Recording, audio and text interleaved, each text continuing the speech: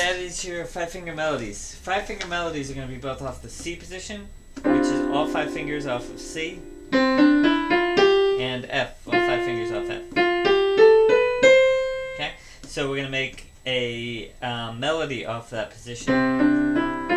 So we're going to just do some patterns with our hands, just to get comfortable with positions. That's what number 1 and 2 are, just the patterns to get used to it.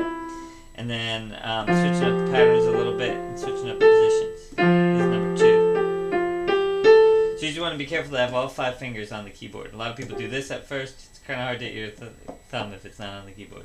Doesn't make any sound. Yeah.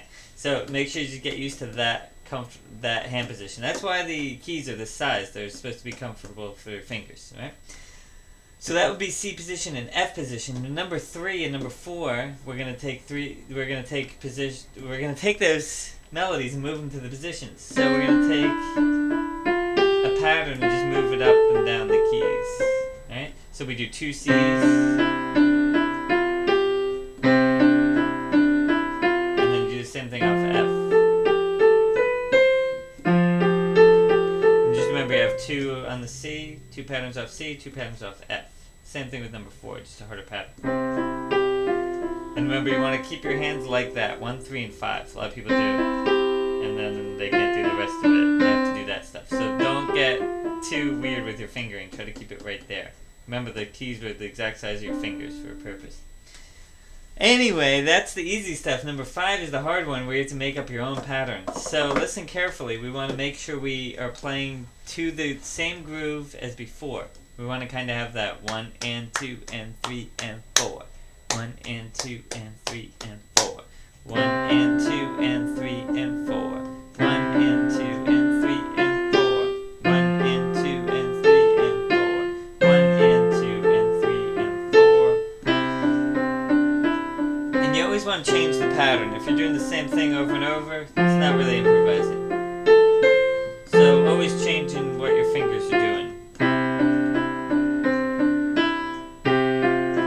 And we want to have that steady feel to it all. We don't want to pause and start over and stuff like that.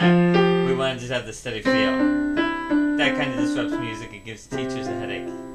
Mainly me. So, keep your nice groove. No matter what happens, try to stay in that C-C-F thing. Even if you mess up, try to stay in that pattern.